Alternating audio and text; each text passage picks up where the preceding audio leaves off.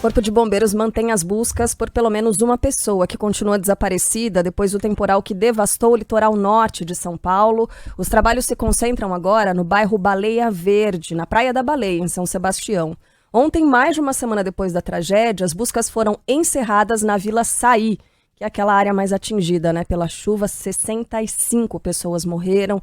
Entre as vítimas, 57 já foram identificadas, 21 homens, 17 mulheres e 19 crianças. Os desabrigados ou desalojados somam 2.300. Aliás, sobre esse número, na semana passada a gente falou sobre 4.000 desabrigados ou desalojados. Uma parte dessas pessoas conseguiu retornar para suas casas, né? Foram casas liberadas e aí as pessoas puderam voltar pelo menos para conferir aquilo que era possível ainda ser recuperado, né? Que as pessoas pudessem voltar para os seus lares. Os 627 milímetros de chuvas que caíram em São Sebastião teriam provocado bem menos estragos se o tipo de ocupação fosse diferente. Foi o que aconteceu em Bertioga, por exemplo, onde mesmo com um volume maior de 682 milímetros em 24 horas, nenhuma morte aconteceu. A diferença, segundo o diretor técnico do Instituto de Pesquisas Tecnológicas, Fabrício Mirandola, que foi ouvido no Canal Livre da Band, é que numa cidade, Bertioga, as pessoas moram na planície e na outra, São Sebastião, no morro. A cidade de Bertioga está mais distante da escarpa da Serra do Mar. A gente não tem ocupação próxima aos morros ali. Então, o processo que acontece ali, quando a gente fala em processo, em geologia, em engenharia, o processo é a inundação, é o deslizamento, é a corrida de massa. Então, o processo esperado ali seria a inundação, né? Que foi o que aconteceu. Por sorte, a inundação é um tipo de processo que, infelizmente, ele dá dano material, mas ele é mais fácil da gente observar e evitar a perda de vidas humanas. Mas aí é uma questão geológica, né? Bertioga calhou de ser construída numa área em que há muito mais espaço entre o mar e a Serra do Mar. Para quem não conhece o litoral norte de São Paulo, em boa parte dessa região, a Rio Santos serve como uma divisória, né? Você vai andando em direção ao Rio de Janeiro, à sua direita está o mar e à sua esquerda está a serra. Começa praticamente ali. Tem pouco espaço entre a Serra do Mar e o litoral. E a Serra do Mar tem algumas particularidades geológicas que a tornam muito comuns os deslizamentos ali. A Serra do Mar é uma rocha, né, gigantesca, coberta com um glacê de terra, uma fina camada de terra, e devido às condições meteorológicas por ali, alta umidade, há árvores muito altas crescem ali. Então, quando descem arrastando tudo, aqueles troncos gigantescos. No caso, e aí o que acontece? As populações caiçaras que ali viviam, antes da Rio Santos trazer a urbanização, digamos, para aquela região, né? Urbanização nem sempre no bom sentido, tá? A ocupação desenfreada, essas populações foram expulsas da porção direita da Rio Santos, no litoral, e tiveram que se virar à esquerda da estrada, onde ficam as áreas de encosta. Aí as ocupações irregulares se tornaram comuns. Por isso essas populações são tão vulneráveis. Elas estão ali, bem abaixo da Serra do Mar. No caso de Bertioga, à sua direita, você tem a praia. Né? Toda a ocupação humana foi feita à esquerda da Rio Santos, porque ali há uma grande planície antes que a gente chegue na serra de fato. Então é uma particularidade que favorece os moradores. Fica menos bacana a praia, porque você não tem casa em frente à praia, por exemplo. Você tem um ou outro quiosque ali, mas você não tem uma grande ocupação de gente morando em frente à praia. Então os caras mais endinheirados vão para Juqueí, vão para Toque-Toque, Barra do Saí, Maresias, Paúba, essas áreas em que há ocupação humana bem pertinho da praia. Em que as pessoas que moravam lá inicialmente venderam os terrenos para incorporadoras, né, para os construtores e tal, e só quem tem muita grana fica aí nessa parte molhando pé na areia, digamos assim. E quem vive na serra vai para a praia para fazer o quê? Para trabalhar, né? Para trabalhar nos restaurantes. Tem gente que passa anos vivendo ali e não vai à praia. Primeiro porque tá trabalha longe, o tempo todo, segundo porque parece que é um ambiente que acabou ficando quase que exclusivo para essas pessoas que têm muito dinheiro e podem ficar ali, né? E vai com o pé na tentar areia. construir um conjunto habitacional ali, à direita da Rio Santos. Você vai encontrar 1 milhão de empecilhos, sob argumentos que parecem muito virtuosos, né? Não, aqui essas pessoas não têm condição de viver porque os supermercados são caríssimos e eles não vão conseguir, com seu poder aquisitivo, forjando ali uma preocupação legítima com os mais pobres, quando o que você quer mesmo é que eles fiquem mais longe possível. A escolinha das Porque crianças está longe A daqui, escolinha lembra? tá A gente ouviu longe. essa na Ouviu? semana Como passada, é que vai né? construir um conjunto aqui? A escolinha fica lá longe. Então, nossa, que pessoa mais humana. Quando no final das contas você está segregando uma população mais pobre que, não tendo para onde ir, ocupa as áreas de encosta. E a gente foi nessa, de deixar rolar, até porque é do interesse de boa parte da elite paulistana que a situação continue exatamente assim. Recomendo a leitura do artigo do Antônio Prata ontem na Folha de São Paulo, em que ele até diz que a meu exemplo não gosta dessa generalização, o rico paulistano. Porque tem muito rico bacana que não tem esse pensamento. Mas a quantidade dos que tem é tão grande que a gente não consegue evitar a generalização. Né? É aquela coisa do pobre domesticado, aquele pobre que é ótimo para uniformizado, servir direitinho o almoço, o jantar, e se alguma coisa estiver errado, desculpa, senhor, vou lá providenciar e rapidamente aquilo que a gente chama, como o Prata lembrou, de excelência em serviço. Que você não encontra, por exemplo, no Rio de Janeiro. O serviço em São Paulo é maravilhoso. É o pobre uniformizado, tá lá pronto para baixar a cabeça, sim senhor, não senhor.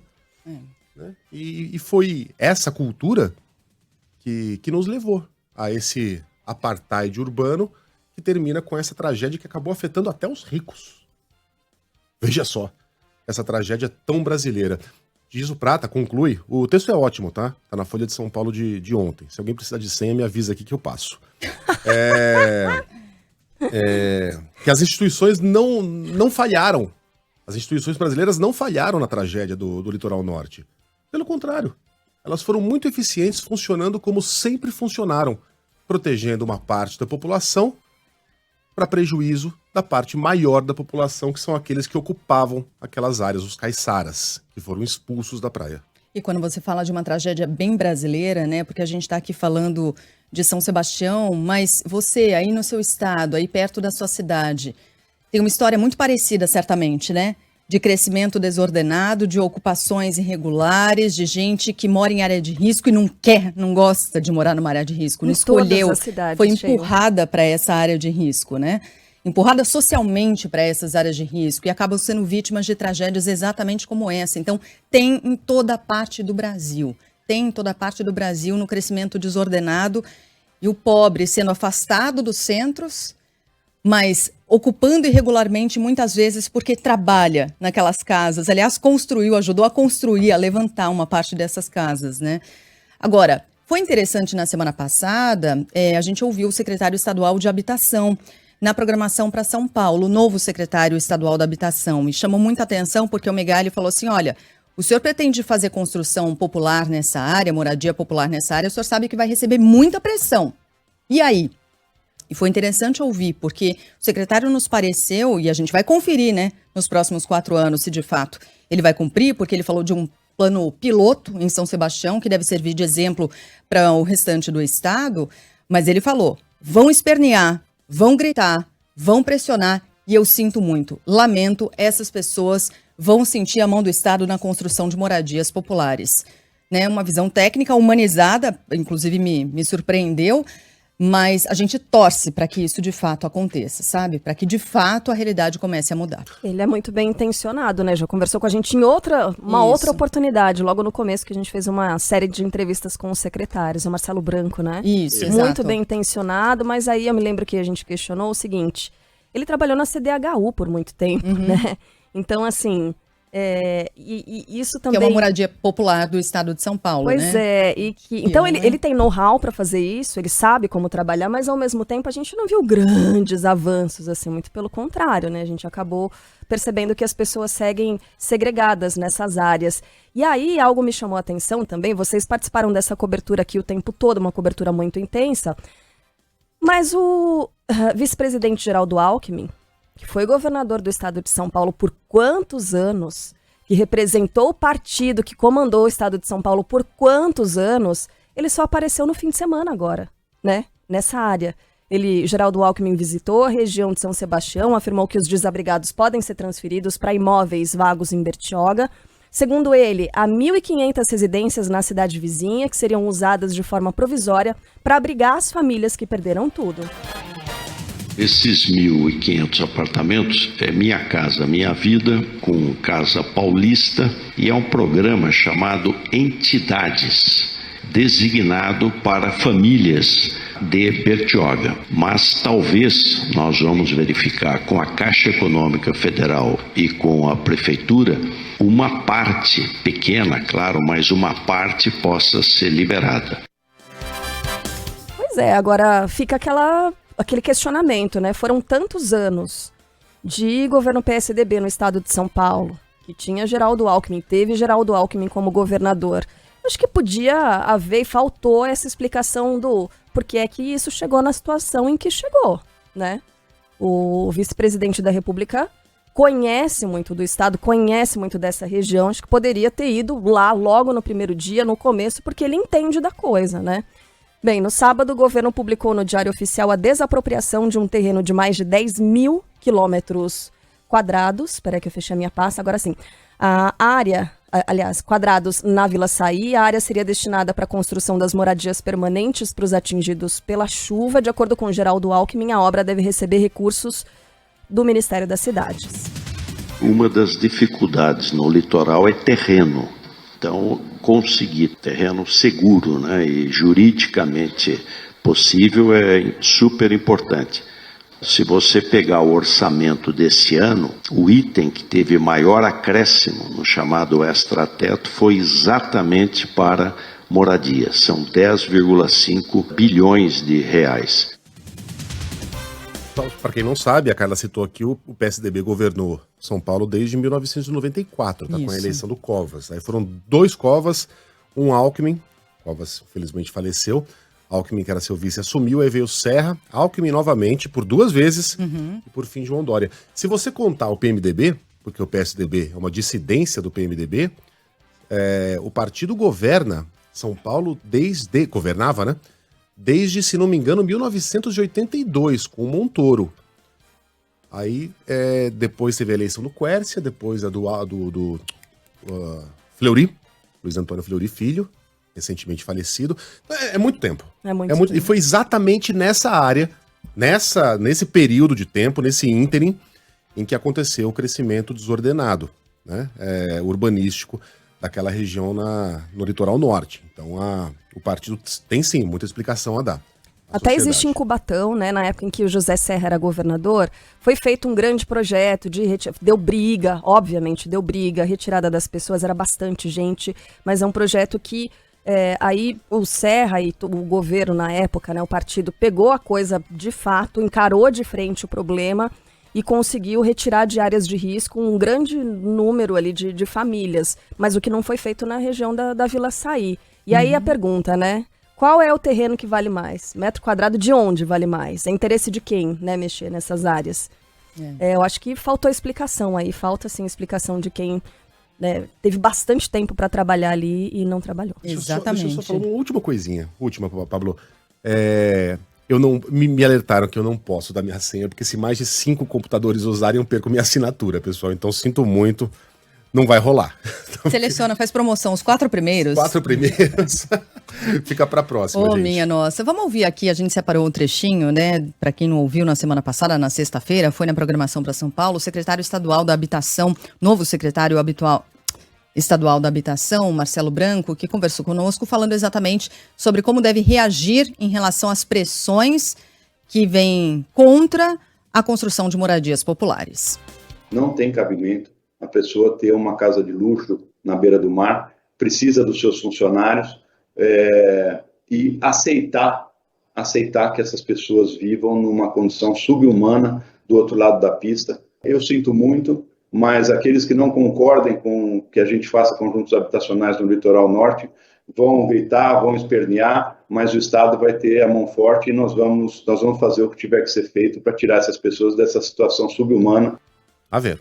No Mato Grosso do Sul, as autoridades ainda contabilizam os estragos causados pelos temporais na região de Bonito.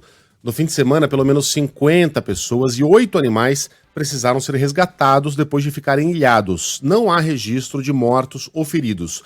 Segundo a Prefeitura de Bonito, entre sexta e sábado, cerca de 200 milímetros de chuvas caíram na região, que é muito conhecida pelo turismo, é um lugar maravilhoso. Ontem, em entrevista ao Band News TV, o governador do Mato Grosso do Sul, Eduardo Riedel, falou sobre o atendimento aos atingidos. Hoje a situação já está bem melhor e nós vamos continuar prestando atenção na previsão de tempo, né? Existe uma previsão de chuva ainda para hoje, para amanhã. Graças a Deus nós não tivemos nenhum problema em relação à vida de pessoas. Agora é administrar as perdas físicas e atender aqueles que tiveram a perda do seu lar, da sua casa, com todo o apoio dos municípios e do Estado.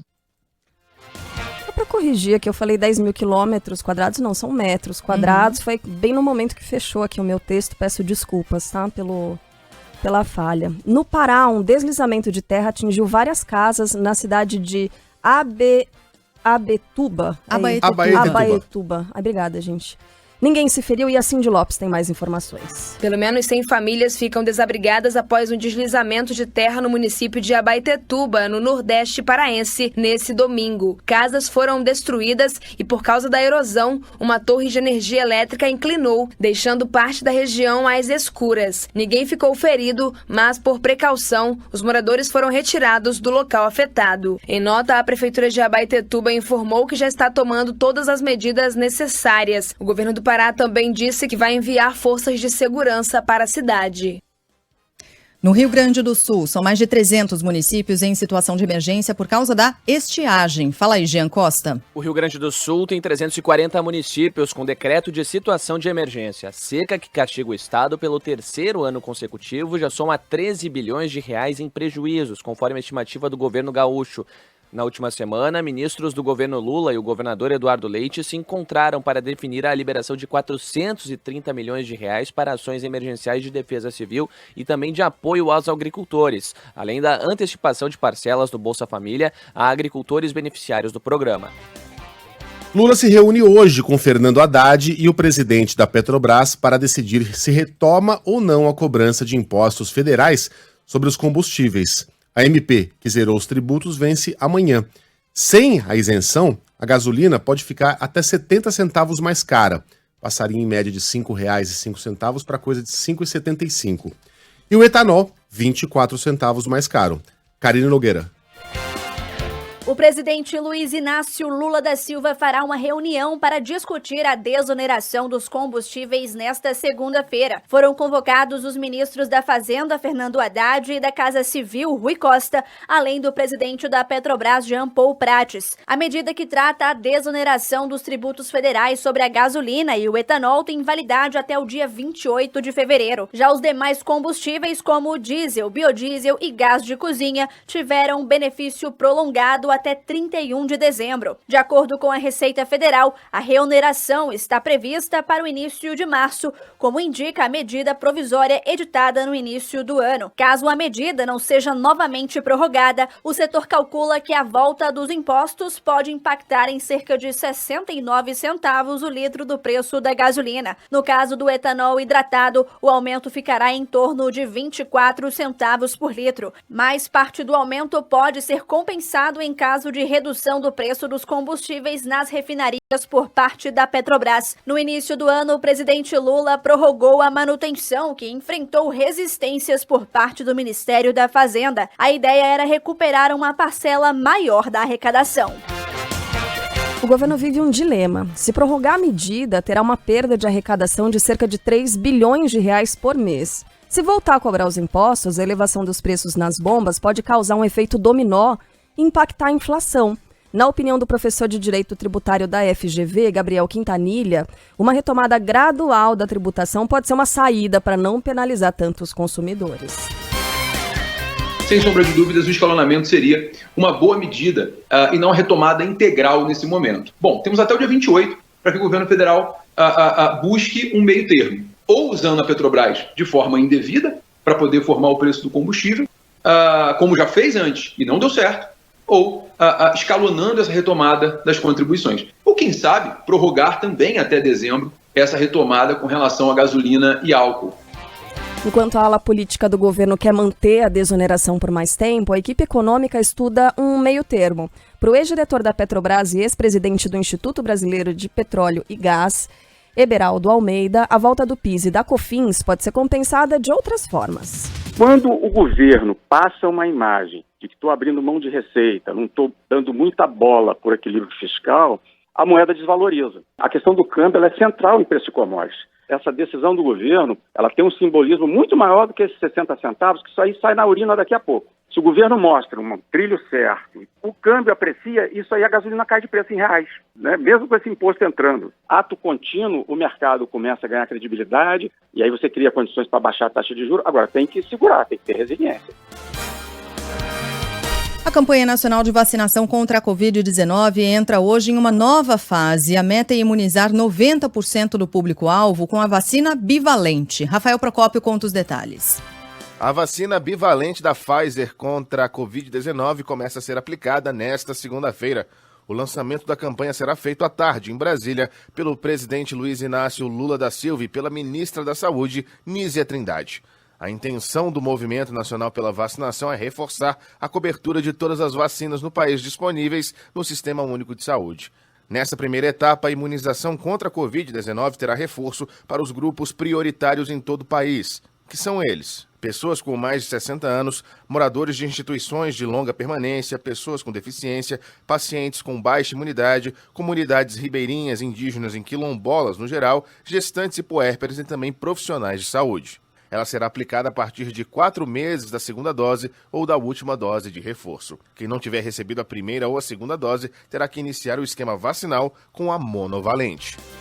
A Justiça decreta a prisão preventiva da filha e do genro acusados de manter uma idosa internada à força em uma clínica psiquiátrica. Priscila Xavier. Está presa a mulher acusada de sequestrar e internar a própria mãe em uma clínica psiquiátrica em Petrópolis, na região serrana do Rio. O genro da vítima também foi preso suspeito de envolvimento no crime. Segundo as investigações, a idosa, que não tinha nenhuma doença ou necessidade terapêutica, foi sequestrada por 2 homens no dia 6 de fevereiro e desde então mantida em privação de liberdade. A vítima percebeu que o crime foi arquitetado pela própria filha, porque ouviu os criminosos que a sequestraram dizendo que era coisa de família. Após uma denúncia, os policiais conseguiram resgatar a mulher. A cantora Rita Lee segue internada sem previsão de alta no Hospital Albert Einstein, na zona sul de São Paulo. No fim de semana, o marido dela, Roberto de Carvalho, foi às redes sociais e afirmou que a artista está bem, se fortalecendo, se recuperando. Segundo ele, a esposa tem realizado exames para monitorar o tratamento feito após o diagnóstico de um câncer de pulmão em 2021. Roberto Carvalho agradeceu o apoio dos fãs no que chamou de tsunami de amor, carinho e positividade. Rita Lee está com 75 anos e depois de ser diagnosticada com o tumor, ela fez tratamento com imunoterapia e radioterapia. Em abril do ano passado, o filho dela, Beto Lee, publicou que a mãe estava curada do câncer. A Suprema Corte dos Estados Unidos começa a analisar 2 casos contra as gigantes Google e Twitter, que podem mudar a lei do serviço de internet. As companhias são acusadas de hospedar e não impedir a divulgação de conteúdos terroristas que foram replicados por meio de algoritmo. No Brasil, o Supremo Tribunal Federal decidiu que a Justiça poderá requisitar informações diretamente às redes sociais, mesmo que as empresas tenham sede no exterior. Segundo o ministro Gilmar Mendes, embora as chamadas Big Techs estejam alocadas fora do país, elas utilizam a estrutura local e, por isso, devem ser responsabilizadas. De fato, se faz anúncio de guerra, ou se faz um anúncio de derrubada de governo, ou de invasão do Supremo Tribunal Federal, obviamente que se tem que responder segundo a legislação brasileira. Autoridades da Itália ainda fazem buscas por desaparecidos após o naufrágio que matou pelo menos 59 imigrantes na região da Calábria. A embarcação, que bateu contra rochas em meio ao mar agitado, levava mais de 100 pessoas, entre iranianos, paquistaneses e afegãos. O barco teria partido da Turquia. Pelo menos 81 pessoas sobreviveram. E dessas, 20 foram encaminhadas a hospitais da região. A seleção masculina de basquete vence os Estados Unidos e se garante no Mundial da categoria em 2023. No Rio Grande do Sul, o Brasil, com boas atuações de Iago e Caboclo, superou os americanos por 82-76. Era a última chance para conquistar a vaga. O Mundial será disputado em 3 países, Japão, Filipinas e Indonésia. O torneio começa no dia 25 de agosto e garante vaga nos Jogos Olímpicos de Paris 2024.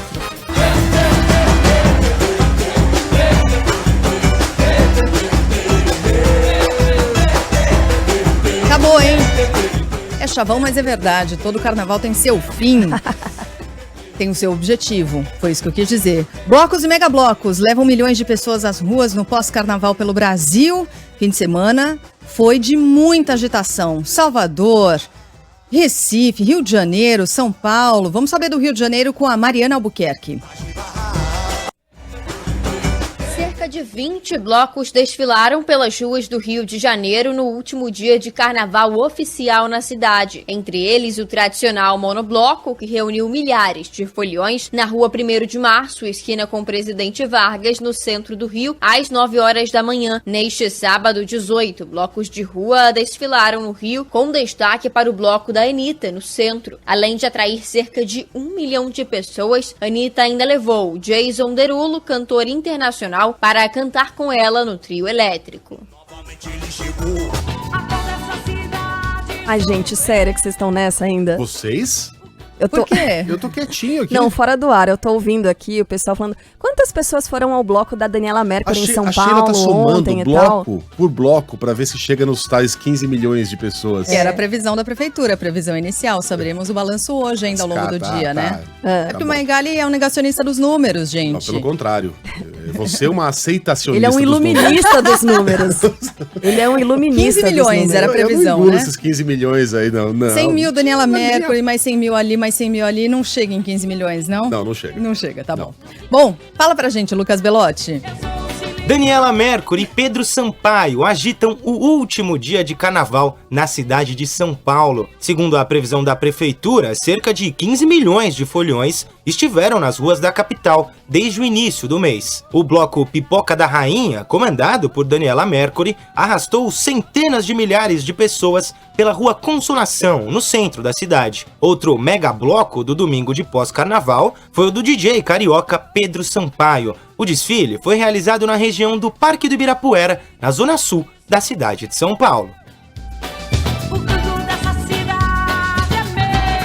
Tem uma galera falando que foi demais, viu? O show da Daniela Mercury ontem. Alguns ouvintes aqui no chat incrível, do YouTube. né? Ela é o máximo. Ela é demais. Sabe que esses números...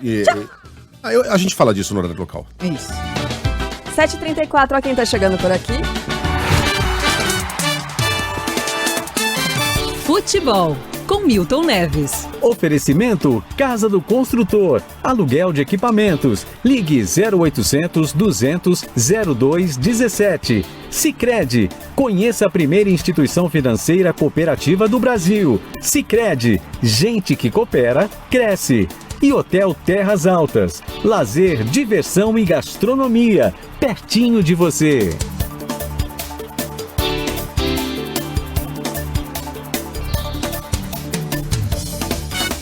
Fala, Milton. Como vai, Megali? Quanto é que foi o teu São Paulo? Não trabalhei sábado. Não 0-1. sei quanto é que foi. Pelo amor de Deus, você seca também, sempre. Aqui na Band News FM, o São Paulo Futebol Clube. O São Bernardo é um bom time, muito bom. Entrevistei ontem, durante quase uma hora, o CEO, que tem SAF lá, o CEO do São Bernardo. Eles estão muito profissionais e estão fazendo uma campanha maravilhosa, hein? Bem, no mais, então eu falo mais uma vez, algo dito uma vez só permanece inédito. Nelson Rodrigues. O Santos Futebol Clube em casa teve um bom empate 2-2 com o Corinthians. Estava atrás 2 vezes e acabou empatando. E a arbitragem que está sendo criticada por santistas e corintianos, para mim a moça é muito boa árbitra. Entenderam? Santos Futebol Clube que não cai, jamais caiu. O São Paulo caiu sim em 71 no Campeonato Paulista. O São Paulo que sábado perante 53 mil torcedores tricolores, recebendo o bom São Bernardo, que chamam de Bernô, até adoraria que ele fosse campeão paulista. Mas no fim, Vai dar Palmeiras. E o Palmeiras, hein? Palmeiras é impressionante. Palmeiras só ganha, de vez em quando empata, enquanto que no Rio de Janeiro nós tivemos o clássico Flamengo e Botafogo, que já foi muito maior, né? O Flamengo do péssimo VP, o técnico ruim que dói, viu? Ganhou, Flamengo mesmo com a molecada ganhou de 1-0 do Botafogo, que tem SAF e tudo. Então foram rápidas pinceladas, uma grande semana e até amanhã.